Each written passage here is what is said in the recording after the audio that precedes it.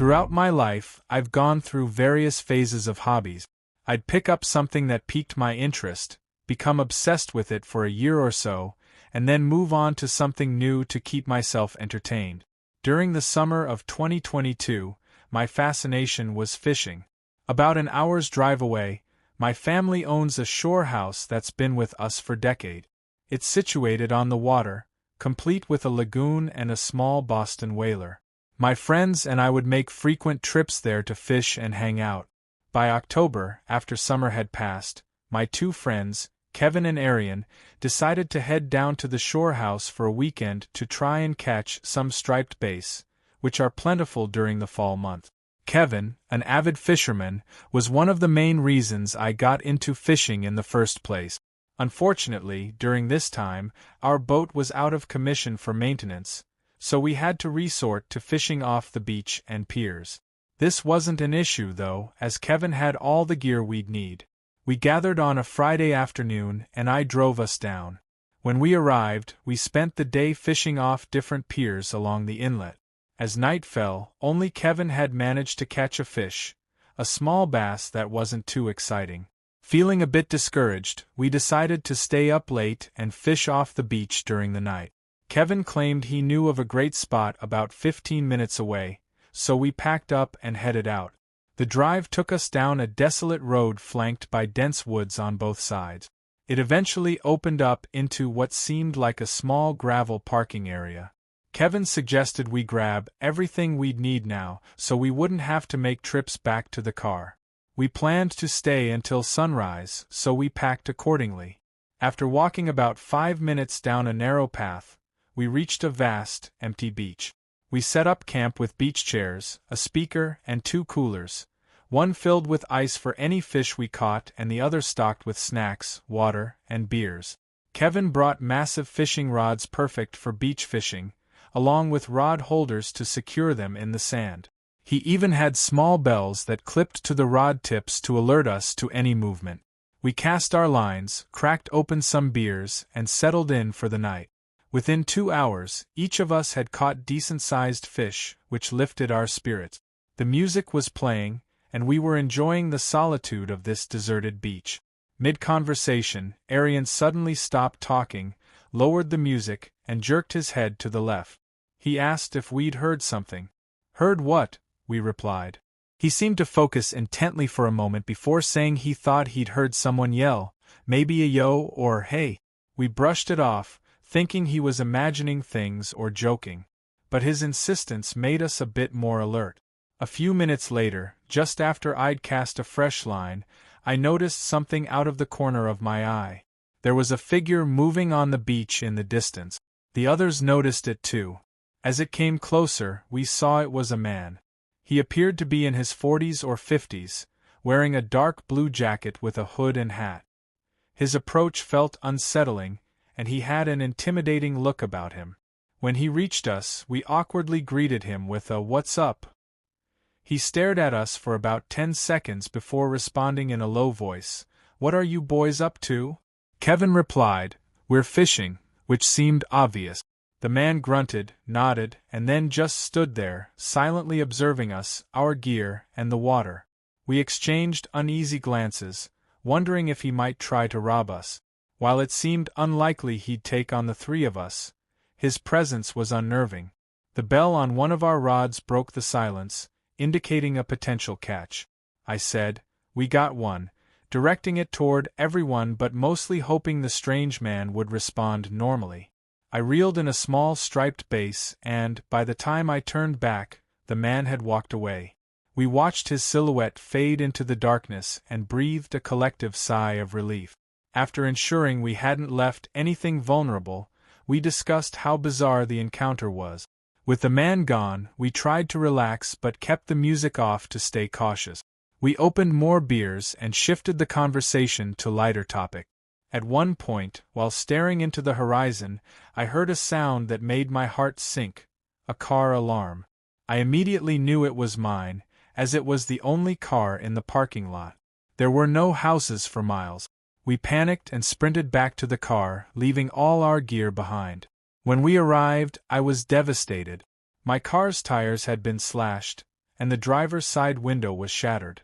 I called the police immediately, explaining the situation and our location. The operator asked if I had any idea who might have done it. I mentioned the strange man we'd encountered earlier. As I was on the phone, we heard rustling in the woods nearby. Fear gripped us, and we ran about 200 yards down the road, hiding in the trees.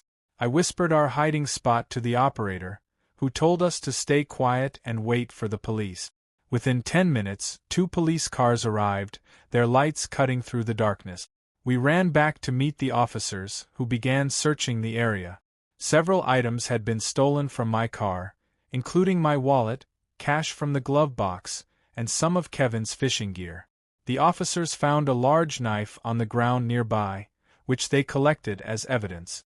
I recounted the entire ordeal to the police, my adrenaline still surging. They commended us for running and hiding, stating it was likely the man had intended to harm us. Those words made me deeply grateful we had acted cautiously. The officers helped us gather our remaining gear and escorted us back to the house. We stayed up all night, shaken by what had happened. The next morning, Arian arranged for a ride back north. I retrieved my car from the shop a few days later. To this day, that night remains the most terrifying experience of my life. What should have been a simple fishing trip turned into a nightmare that cost me hundreds of dollars and left me questioning my safety. The police never followed up, meaning that man is probably still out there. Needless to say, I gave up fishing after that and haven't touched a rod since.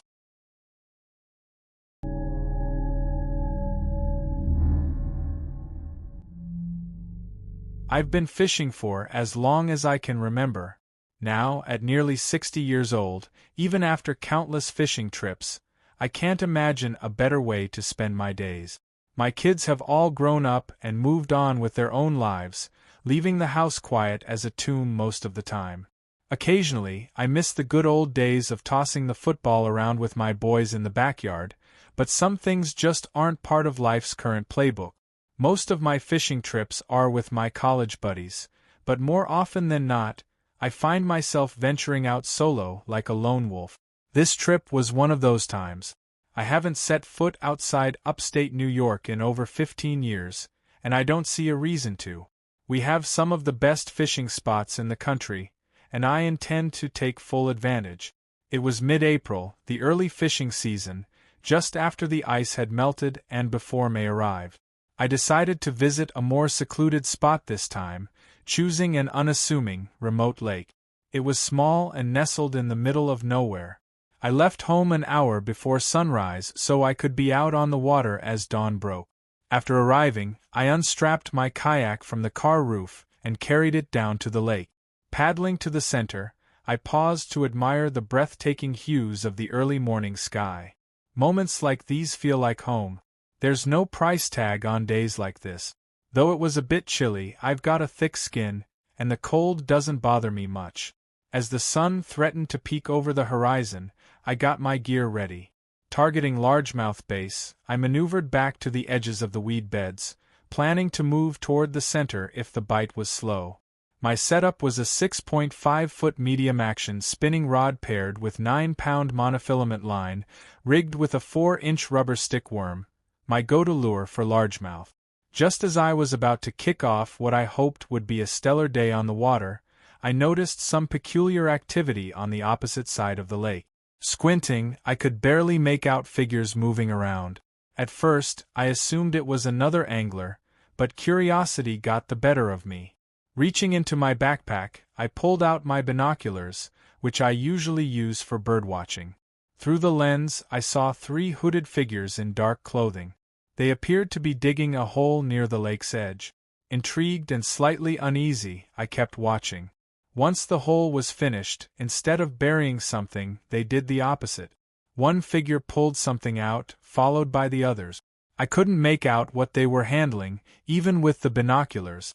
Then, to my surprise, they began tossing the items into the lake, each object making a distinct splash.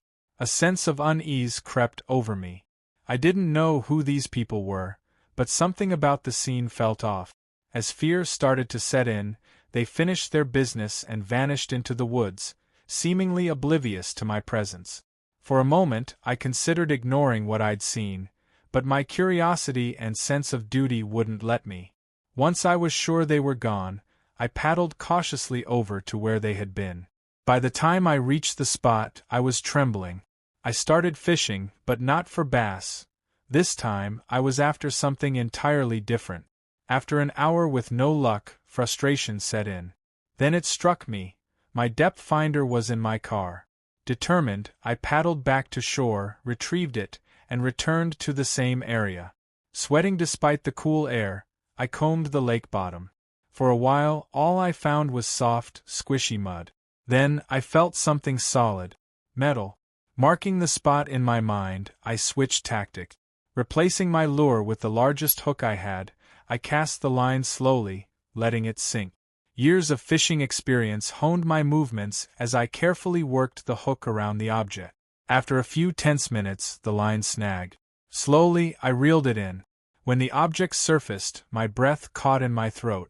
Dangling at the end of my line was a black 9mm handgun. My blood ran cold. Those people had tossed a gun into the lake. Suddenly, I no longer felt safe. Not daring to investigate further, I secured the weapon in my kayak, without touching it, and paddled back to shore as fast as I could. Once on dry land, I called the police. A full investigation ensued. They recovered several other items from the lake. A keychain with a bunch of keys, a bundle of old foreign coins wrapped in cloth, and most chillingly, a waterlogged locket. The pictures inside were too faded to identify. The officers assured me they'd contact me if they tied these items to a crime, but I never heard back.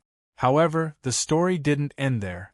A few nights later, I heard voices outside my house. Someone said, "That's the car." "I'm sure of it." Heart pounding, I stayed inside as multiple people circled my home. They never knocked or rang the doorbell, just prowled around before disappearing into the night. I reported the incident to the police, hoping it would reignite their investigation, but once again, nothing came of it. To this day, I have so many unanswered questions. Why were those items buried in the first place? Why did those people dig them up only to throw them into the lake? Were they trying to hide evidence, or was there some other motive? Though the mystery remains unsolved, it's undoubtedly the strangest thing I've ever experienced while fishing.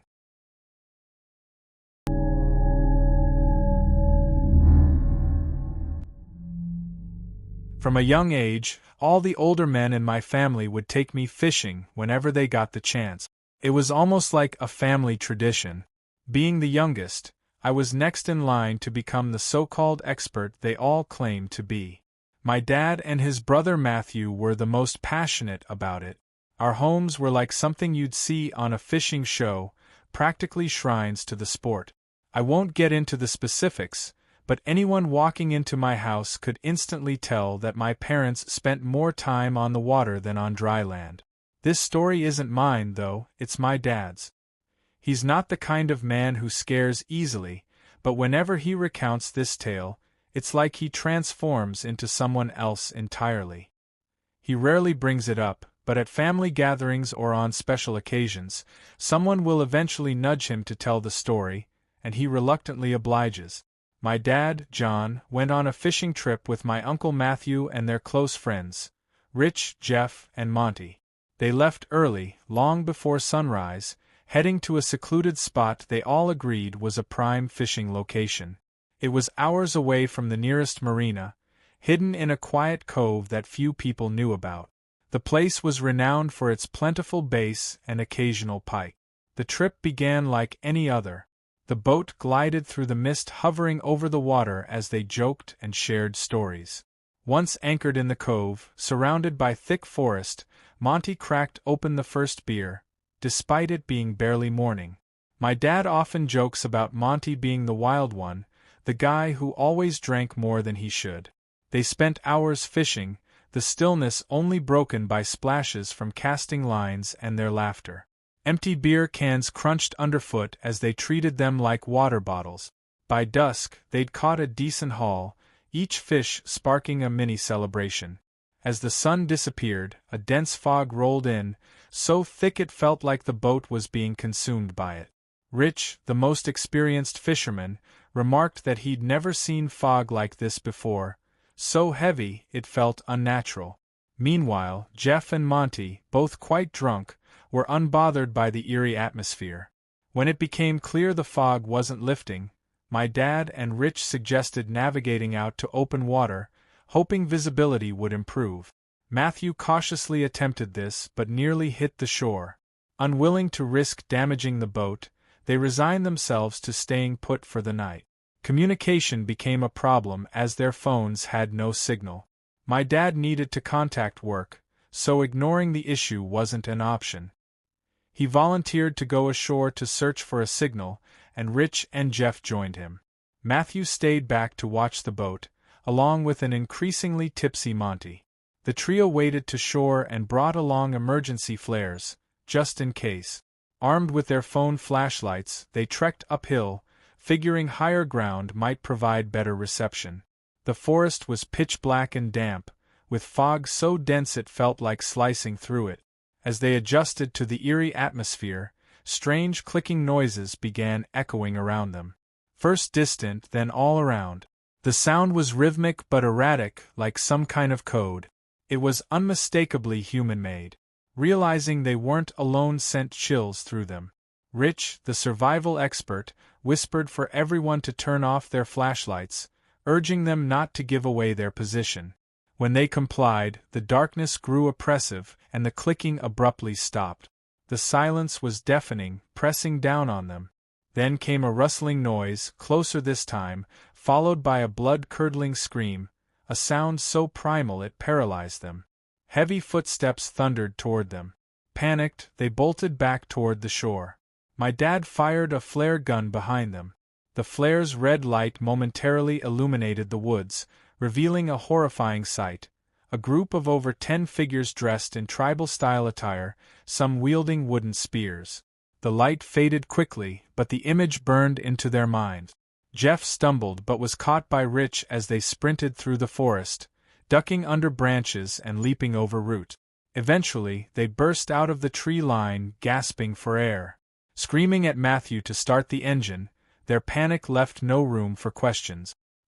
He started the boat just as the figures reached the water's edge.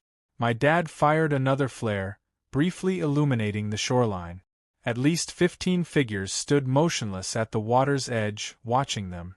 As the boat sped away, the figures disappeared into the darkness.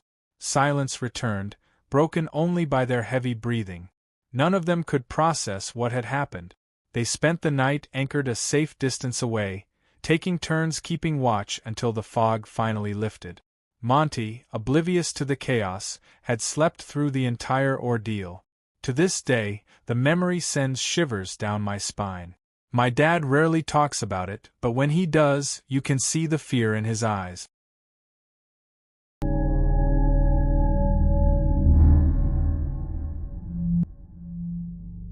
There's a serene hidden lake just a short walk from my home in Parsonsfield, Maine. I've been fishing there since I moved here. The lake is secluded, away from roads or homes, offering complete privacy. I'm always the only one out there fishing. To save myself the hassle of carrying my kayak back and forth each time, I always leave it in the same spot by the lake, leaning against a large tree. It's heavy enough to remain stable, even during storms, and I keep it covered to prevent animals from nesting inside. One warm summer evening, I'd been fishing on the lake for about an hour and had already caught a few trout, which I'd placed in a cooler. It was getting dark. The last traces of daylight were vanishing behind the trees. I was about to wrap up when I heard noises from the edge of the lake. Turning toward the sound, I saw someone standing at the water's edge, tipping a barrel and pouring its contents into the lake. It looked like they were polluting the water. Feeling compelled to intervene, I shouted, "Excuse me, what are you doing?" The person froze, looked at me, and then bolted into the woods, still spilling the liquid from the barrel as they ran. I focused on the substance and noticed it was a dark red color, or at least it appeared that way in the dim light. A wave of unease swept over me, and I decided to leave. As someone who loves nature, seeing someone harm the environment makes my blood boil. I knew I'd report this incident to the Department of Environmental Protection. I paddled back to my usual spot, took my gear off the kayak, and prepared to leave. While covering the kayak, I heard a sharp snap not far away, like a branch breaking underfoot. I froze, considering yelling out, but decided against it. Hastily, I finished covering the kayak, left it lying on the ground, and grabbed my cooler and gear. Walking briskly out of the woods, I constantly glanced over my shoulder, feeling like someone was following me. When I reached my house, a short walk from the lake, I quickly stored my gear in the shed and locked the door behind me. My nerves were on edge. I cleaned the trout and put them in the fridge for the next day, opting to heat leftovers for dinner that night. As the microwave beeped to signal my food was ready, a knock came at my front door. The sense of dread I'd felt earlier came flooding back, confirming my suspicion that I'd been followed.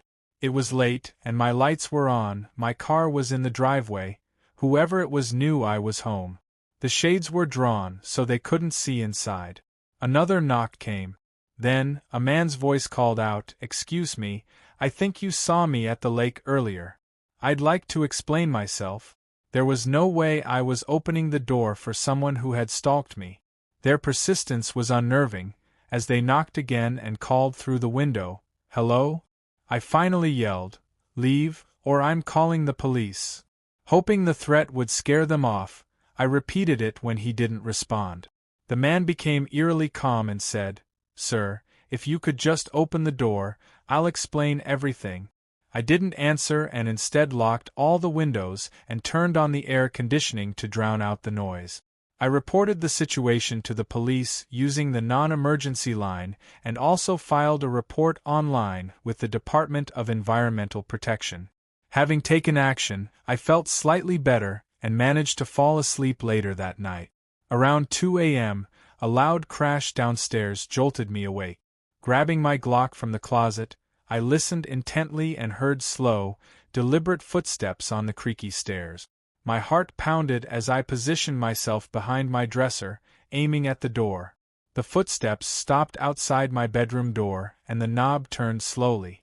The door creaked open, revealing the silhouette of a man. I flipped on the lamp, revealing my gun, and shouted, "Get on the ground now." The man raised his hands, motioning for calm, but I noticed a small knife in one of them. I ordered him to drop it. "Instead," he said, "I'm leaving," and bolted down the stairs. I yelled for him to stop, but he didn't. I heard the front door slam as he escaped. I rushed to lock the door and called 911. The living room window was shattered, with glass scattered everywhere. I kept my Glock close, watching the broken window until the police arrived. When officers showed up, I recounted the events, mentioning the earlier non-emergency report.